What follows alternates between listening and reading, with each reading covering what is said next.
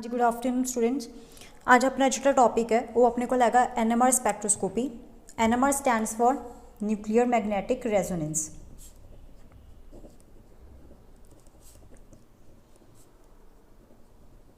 ये अपने को बीएससी थर्ड ईयर का टॉपिक है nuclear magnetic resonance and that the name specifies भी अपने को अगर न्यूक्लियर है अगर वो मैग्नेटिक मूवमेंट है ठीक है तो रेजोनेट कर रहा है तो अपने को जी स्पैक्ट्रोस्कोपी होगी ठीक है उन्होंने आप कहेंगे न्यूक्लियर मैग्नेटिक रेजोनेंस स्पैक्ट्रोस्कोपी। ये अपने को फर्दर कि दो हिस्सों के डिवाइड होती है। एक तो आती है proton NMR and the second type is carbon NMR. Proton NMR के अपने को प्रोटोन कंसीडर करते हैं and that is the H1 NMR। इनू H1 NMR भी कह दें या फिर इनू आप कार्बन के वास्ते कहने कार्बन 13 NMR। हुण अपने को जड़ा आ टॉपिक अपने को स्टडी करना है वो आप करना है H1 NMR स्टडी करांगे। H1 NMR दे विच अपने को हैगा इहदा बेसिक प्रिंसीपल की है।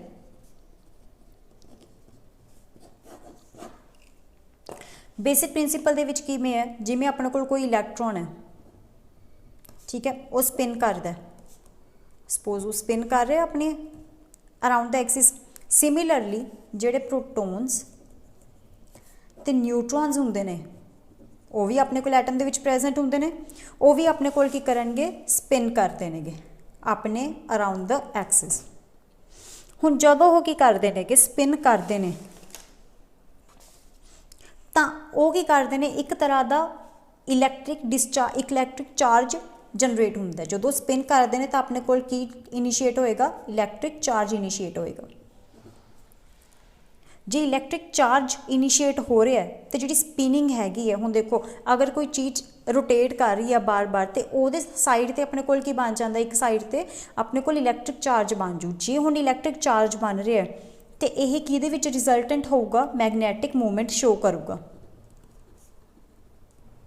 जो हुण मैगनैटिक मूवमेंट शो कर रहा and that will act as a bar magnet not a proper bar magnet. ये अपने को एक टाइनी बार मैगनेट एक्ट करूगा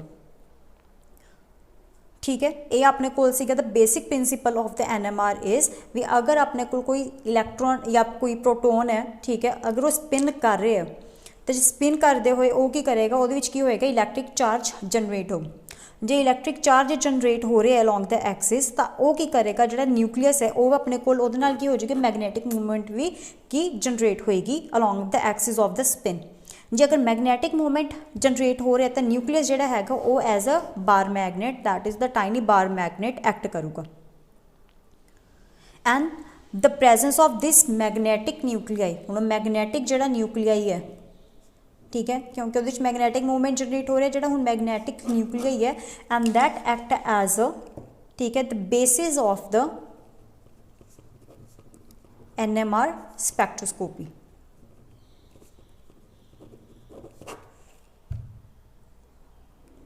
इत्थे तक है। उस तो बाद अगर अपने को देखिए न्यूक्लियाई दे कोल रिजल्टेंट न्यूक्लियर स्पिन देखने ठीक है। रिजल्टेंट न्यूक्लियर स्पिन वास्ते अगर अपने को एटॉमिक नंबर या फिर मास नंबर ये दोवें चीज़ा अपने को ऑड ने ठीक है। एटॉमिक नंबर या फिर मास नंबर अपने को ऑड होने चाहिए दोवां चों एक चीज़ ऑड होनी चाहिए है तो अपने को जिहड़ा होगा उहदे विच अपने को मैगनैटिक मूवमेंट शो होगी न्यूक्लियर रिजल्टेंट स्पिन शो होएगा दैन इट विल शो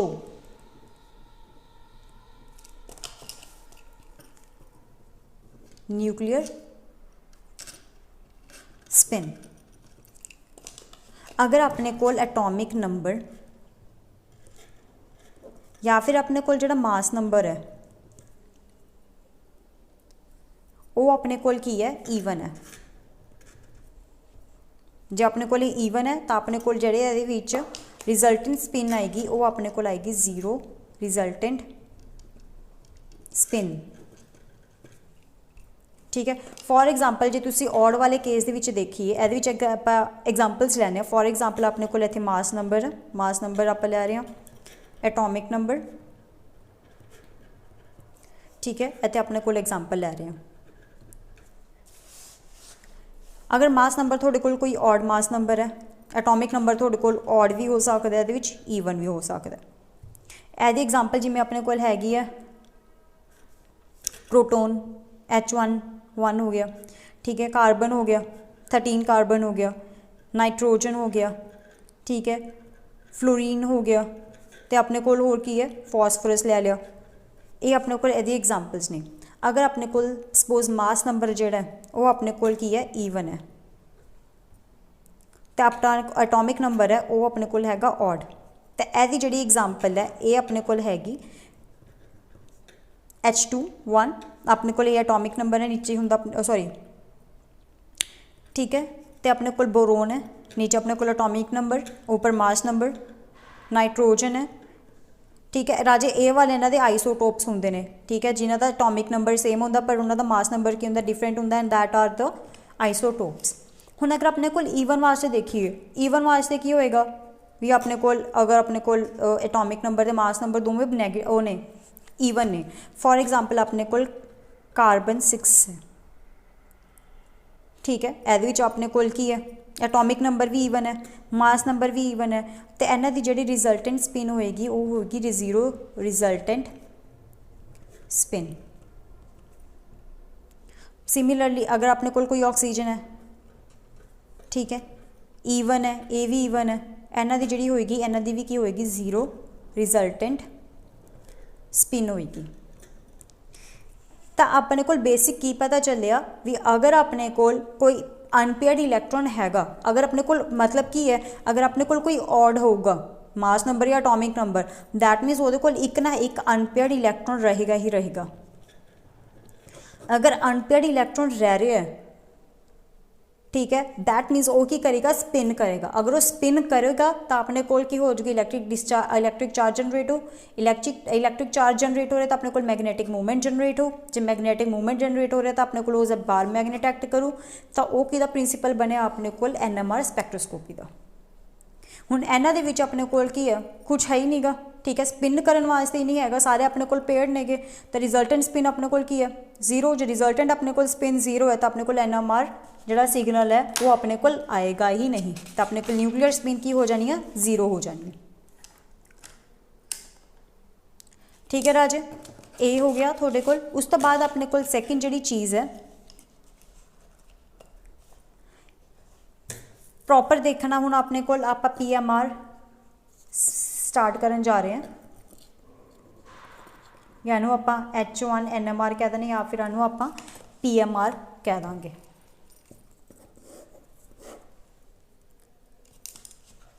तो ਇਹਦੇ ਵਿੱਚ अपने कोल की है, ਇਹਨੂੰ अपने कोल PMR ਨੂੰ अपना कोल प्रोटोन मैगनेटिक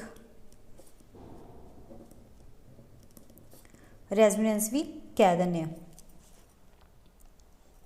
हुण अपने कोल जिहड़ी न्यूक्लियर स्पिन्स नेगियां प्रोटोन दियां, ठीक है, न्यूक्लियर स्पिन्स जिहड़ियां प्रोटोन्स दा जिहड़ा स्पिन हैगा वो अपने कोल ओरिएंटेड रैंडमली हुंदियां ने। जदों कोई कंपाउंड जिवें हाइड्रोजन है, ठीक है, सपोज हाइड्रोजन दा कंपाउंड है या फिर तुसीं कह सकते हो एटम है या फिर कोई कंपाउंड है जिहदे विच अपने कोल हाइड्रोजन प्रेजेंट है, दैट मीनस इहनूं आपां की कहने हुंदे प्रोटोन या फिर कहने अपने कोल कोई प्रोटोन प्रेजेंट है। तो अगर उन्होंने अपने कोल एक्सटर्नल फील्ड दे विच रखते हैं, in the presence of external field, ठीक है, एक्सटर्नल फील्ड का इहनूं आपां H0 कह दें, ठीक है। द प्रोटोन है वो अपने को 2 पॉसीबल ओरिएंटेशनस की कर लैंदा, अडॉप्ट कर लैंदा, 2 पॉसीबल ओरिएंटेशन, मतलब अपने ये कोल 2 टाइप की ओरिएंटेशन हो सकती है। या जी पहली ओरिएंटेशन है वो तो हो सकती है, या फिर वो अपने को अलाइनमेंट जोड़ा फील्ड का अलाइन अपने को जो एक्सटर्नल फील्ड है, सपोज अपने को कोई एटम है, कंपाउंड कह सकते हैं, अपने को प्रोटोन है, ठीक है। अगर सपोज अपने को मैगनेटिक फील्ड आप अपलाई कर रहे हैं, अपने को मैगनेटिक फील्ड जा रही है जोड़ा एक्सटर्नल मैगनेटिक फील्ड है, अगर जब यह रोटेट करता होया, ये रोटेट कर रहा है, अगर यदा मैगनेटिक फील्ड जोड़ा यदा खुद मैगनेटिक फील्ड जनरेट हो रहा है, अगर वो ये अलाइंड है, यदा खुद मैगनेटिक फील्ड H1 है, इंटरनल मैगनेटिक फील्ड, ये अपने को एक्सटर्नल सी, अगर ये दोनों की कर रहे हैं, अलाइन कर रहे हैं, ठीक है। Alignment with the external field या फिर ये अलाइन हो सकता है। सैकेंड पॉसिबिलिटी की है भी अपने कोल जिहड़ा प्रोटोन है ਇਹਦੀ ਜਿਹੜੀ अलाइनमेंट है ये अपने कोल डाउनवर्ड है। हुण ये देखो ये अपने कोल ऊपर जा रही है मैगनैटिक फील्ड, ਇਹਦੀ ਜਿਹੜੀ इंटरनल मैगनैटिक फील्ड है जी जनरेट हो रही है वो अपने कोल डाउनवर्ड हो रही है। ये अपने कोल की नेगियां अलाइनमेंट है अगेंस्ट द अप्लाइड फील्ड। ये की सी एक दूजे दे अलाइन ने, ठीक है, ये भी अपने को ऊपर नूं जा रही है, ये भी ऊपर नूं जा रही है, तो अपने को दो पॉसीबल ओरिएंटेशनस बनदियां ने। अगर कोई कंपाउंड है जिहदे विच अपने को प्रोटोन प्रेजेंट है, अगर उन्होंने आप एक्सटर्नल फील्ड दे विच रखते हैं, external field that is H0, तो अपने को दो टाइप ऑफ ओरिएंटेशनस बनदियां ने, या फिर तो वो एक्सटर्नल मैगनैटिक जिहड़ा उहदे विच जनरेट हो रहा है मैगनैटिक फील्ड, या फिर वो जिहड़ा एक्सटर्नल मैगनैटिक फील्ड उहदे नाल अलाइन करे, या फिर मतलब की कह सकते पैरेलल होवे, या फिर वो एक दूजे दे की होण अगेंस्ट होण।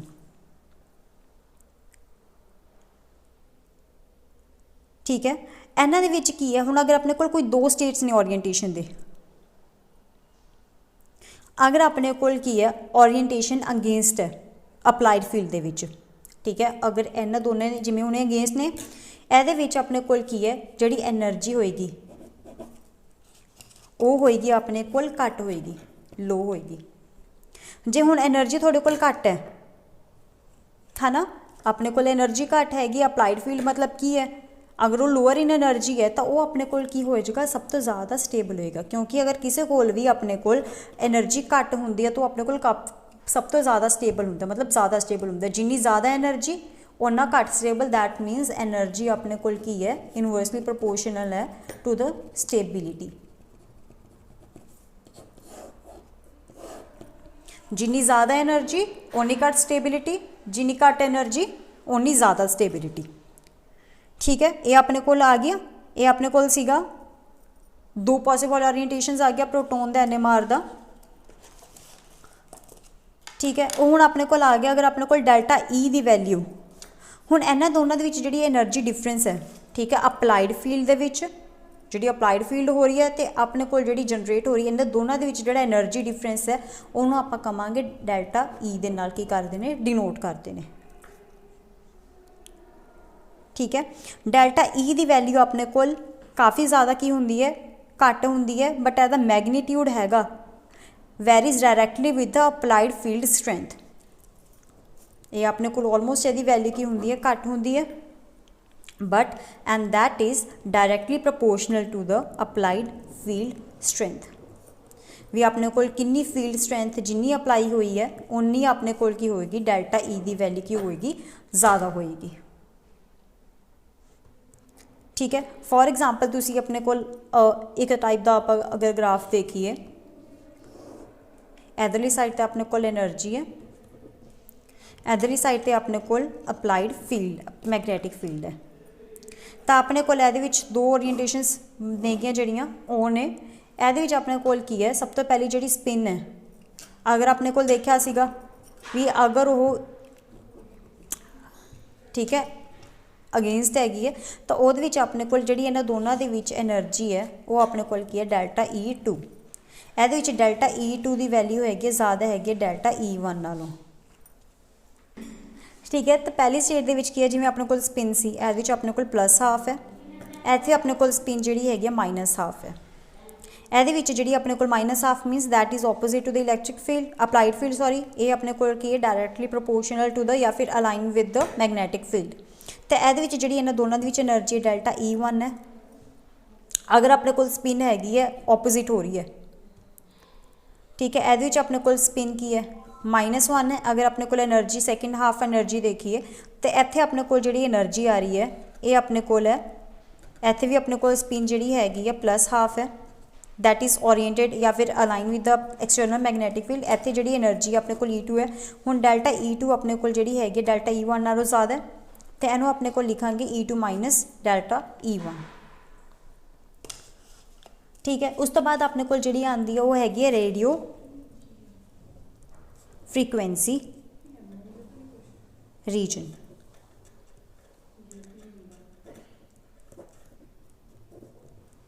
ਇਹਨਾਂ ਨੂੰ ਆਪਣੇ ਕੋਲ RF ਰੀਜਨ ਵੀ ਕਹਿ ਦਿੰਦੇ ਆ। ਠੀਕ ਹੈ, ਇਹਦੇ ਵਿੱਚ ਆਪਣੇ ਕੋਲ ਕੀ ਹੈ, ਡੈਲਟਾ E ਕਿਹਦੇ ਇਕੁਅਲ ਹੈ, delta is equal to H nu and that is equal to gamma H external field by 2 pi। ਇਹਦੇ ਵਿੱਚ ਆਪਣੇ ਕੋਲ ਜਿਹੜਾ ਗਮ ਹੈ, ਠੀਕ ਹੈ, and that is the ratio of the angular momentum, ਜਿੰਨਾ ਆਪਣੇ ਕੋਲ angular momentum ਹੋਇਆ generate, divided by the magnetic moment।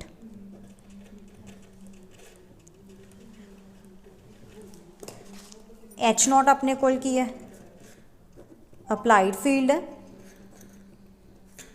H अपने कोल प्लैंक्स कॉन्स्टेंट है। ठीक है, एंड बाकी थोड़े जोड़े हैगे ने कि वो अपने कोल सिंपल वेरीएबल्स ने, and by that you can find the value of delta E। तो एदी जिहड़ी यूनिट है, ठीक है, मैगनैटिक फील्ड स्ट्रेंथ की जिहड़ी कॉमनली यूज यूनिट है, ये अपने कोल हैगी मैगनैटिक फील्ड स्ट्रेंथ की।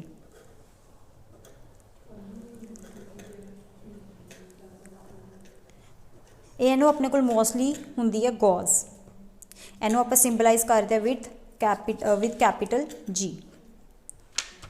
ठीक है, तो उस तो बाद या फिर यदि आप सिंपली इनू स्पैसीफाई करते विद गॉस, तो यदि जी SI यूनिट है वो अपने कोल हैगी है tesla, and that is specified by capital T। उस तो बाद हैगा ओरिजिन ऑफ सिग्नल्स।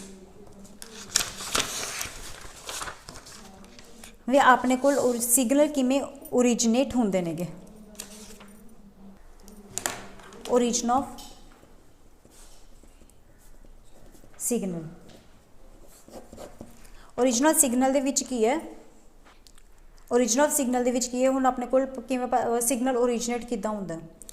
आपां स्टार्टिंग दे विच गल कीती सी, अगर कोई प्रोटोन कंटेनिंग कंपाउंड है उहनूं अगर अपने कोल एक्सटर्नल फील्ड दे विच रखदे हैं, एक्सटर्नल फील्ड दे विच रखदे हैं एंड विद द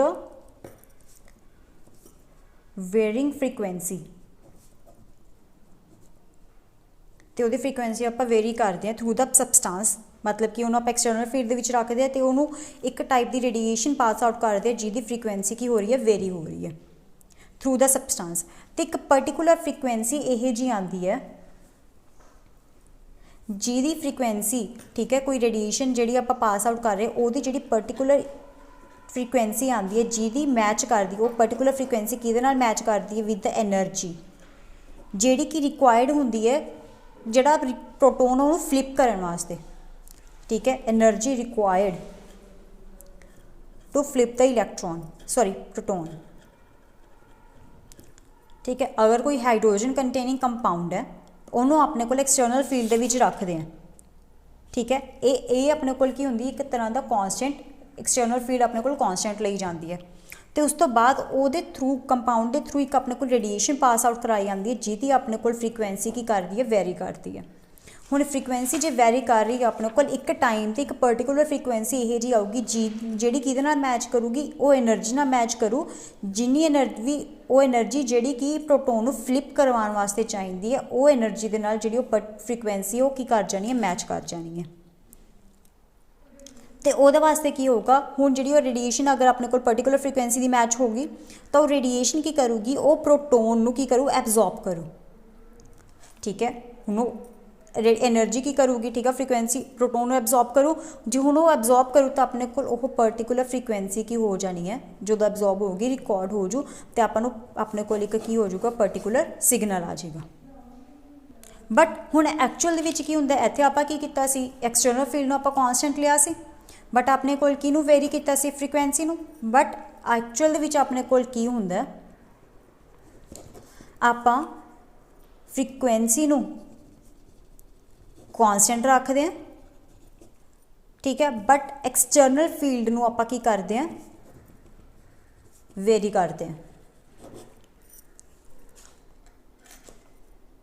सिमिलरली जिवें हुण इहदे विच सीगा एक पर्टिकुलर फ्रीकुएंसी आ जांदी सी जिहड़ी कि एनर्जी नूं मैच करदी सी जिन्नी कि एनर्जी अपने कोल प्रोटोन नूं फ्लिप करवाउण वास्ते चाहिदी है। हुण अपने कोल फ्रीकुएंसी की है, कॉन्सटेंट है, आप एक्सटर्नल फील्ड नूं वेरी करते हैं। हुण एक टाइम के उत्ते जाके अपने कोल जिहड़ी एनर्जी है ठीक है, या फिर फील्ड स्ट्रेंथ की वैल्यू उन्नी आ जूगी जिहड़ी कि किहदे नाल मैच करूगी, एनर्जी नाल मैच करूगी that is required to flip the electron. तो उत्थे अपने कोल की आ जाऊगा, एक अपने कोल जदों एब्जॉर्ब करो उत्थे आ जाना एक एब्जॉर्प्शन बैंड आ जाना। वो एब्जॉर्प्शन बैंड नूं अपने कोल की कहने आ, सिग्नल।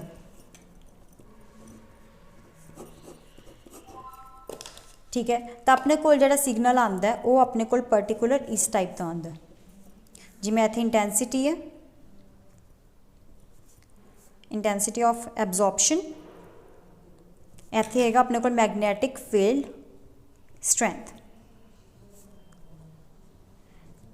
तो अपने कोल इत्थे हुण अपने कोल वेरी कर रहे हैं।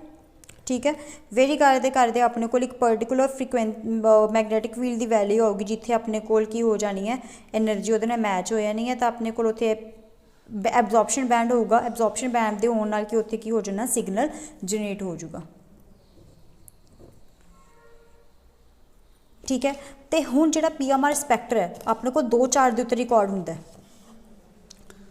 सॉरी अपने को 4 के उत्ते रिकॉर्ड हुंदा है, जिहड़ा कि वेरी करदा फ्रॉम लैफ्ट टू राइट।